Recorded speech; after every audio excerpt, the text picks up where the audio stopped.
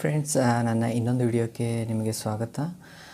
ಈ ವಿಡಿಯೋದಲ್ಲಿ ನಿಮಗೆ ತೋರಿಸ್ಕೊಡ್ತಾ ಇದ್ದೀನಿ. ನಿಮ್ಮದೇನಾದರೂ ಆಟೋ ಲಾಕ್ ಆಗ್ತಾ ಇಲ್ಲ ಅಂದರೆ, ಕೀ ಆನ್ ಮಾಡಿದ ಕೂಡಲೇ ಆಟೋ ಲಾಕ್ ಆಗ್ತಾ ಇಲ್ಲ ಅಂದರೆ ಅದನ್ನ ಯಾವ ರೀತಿ ಸಾಲ್ವ್ ಮಾಡಬೇಕಂತೇಳಿ. ಅದರಲ್ಲಿ ತುಂಬಾ ಪ್ರಾಬ್ಲಮ್ಸ್ ಬರುತ್ತೆ. ನನ್ನ ಕಾರಿನ ಪ್ರಾಬ್ಲಮ್ ಅಂತೂ ಸಾಲ್ವ್ ಆಗಿದೆ. ಸಪೋಸ್ ನಿಮ್ಮದು ಕೂಡ ನನ್ನ ಕಾರಿನ ಥರನೇ ತೊಂದರೆ ಇದ್ದರೆ ನಿಮ್ಮದು ಕೂಡ 100% ಸಾಲ್ವ್ ಆಗುತ್ತೆ.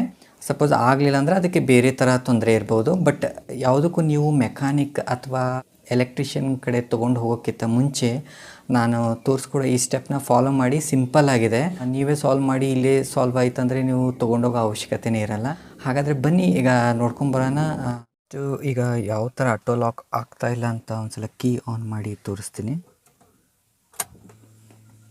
ನೋಡಿ, ಆನ್ ಆಗಿದೆ. ನೋಡಿ, ಯಾವುದೇ ರೀತಿಯ ಲಾಕ್ ಆಗ್ತಾ ಇಲ್ಲ.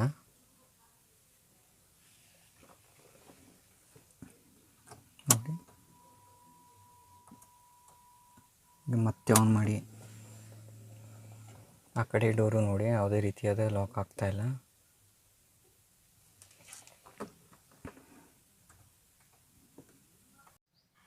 ಈ ಥರ ಸ್ಟೇರಿಂಗ್ ಕೆಳಗಡೆ ಹೋಗಿ ಅಲ್ಲಿರೋ ಒಂದು ಬಾಕ್ಸ್ ಇರುತ್ತೆ, ಬ್ಲ್ಯಾಕ್ ಕಲರ್. ನೋಡಿ, ಇದೆ ಬಾಕ್ಸು. ಈ ಬಾಕ್ಸಲ್ಲಿ ಹಿಂದೆ ನೋಡಿ ಪ್ಲಗ್ ಇದೆ. ಆ ಬಾಕ್ಸ್ನ ಈ ಥರ ಹಿಡ್ಕೊಂಡು ಅದರ ಹಿಂದ್ಗಡೆ ಇರೋ ಪ್ಲಗ್ನ ಒಂದ್ಸಲ ಈ ಥರ ಡಿಸ್ಕನೆಕ್ಟ್ ಮಾಡಿ ಮತ್ತೆ ಅದನ್ನು ಕನೆಕ್ಟ್ ಮಾಡಿ. ಈ ಥರ ಮಾಡೋದ್ರಿಂದ ಅದು ರೀಸೆಟ್ ಆಗುತ್ತೆ. ಸೊ ರೀಸೆಟ್ ಆಗೋದ್ರಿಂದ ಮತ್ತೆ ವರ್ಕ್ ಆಗುತ್ತೆ. ಬನ್ನಿ ಹಾಗಾದರೆ ಈಗ ಒಂದ್ಸಲ ಕೀ ಹಾಕಿ ಚೆಕ್ ಮಾಡೋಣ.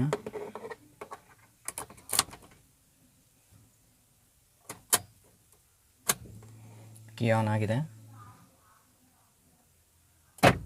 ನೋಡಿ, ಲಾಕ್ ಆಗ್ತಾ ಇದೆ. ಈಗ ಆಫ್ ಮಾಡ್ಕೊಳ್ಳಿ. ನೋಡಿ, ಅನ್ಲಾಕ್ ಆಗುತ್ತೆ. ನೋಡಿ, ಆ ಕಡೆ ಡೋರ್ ಒಂದ್ಸಲ ನೋಡಿ. ಓಕೆ, ಈಗ ಆಫ್ ಮಾಡ್ತಿದ್ದಂಗೆ ಅನ್ಲಾಕ್ ಆಗುತ್ತೆ. ಓಕೆ, ನೋಡಿ, ಇಲ್ಲಿ ಇರತಕ್ಕಂಥ ಒಳಗಡೆ ಇರತಕ್ಕಂಥ ಗಂದು ತೊಂದರೆ ಇರ್ಬೋದು, ಅಥವಾ ವೈರ್ದು ತೊಂದರೆ ಇರ್ಬೋದು, ಅಥವಾ ಒಳಗಡೆ ನಾನು ಈ ಸ್ಟೇರಿಂಗ್ ಎಕ್ಸಾಕ್ಟ್ಲಿ ಕೆಳಗಡೆ ತೋರಿಸಿದ್ನಲ್ಲ ಆ ಬಾಕ್ಸ್ದು ತೊಂದರೆ ಇರ್ಬೋದು.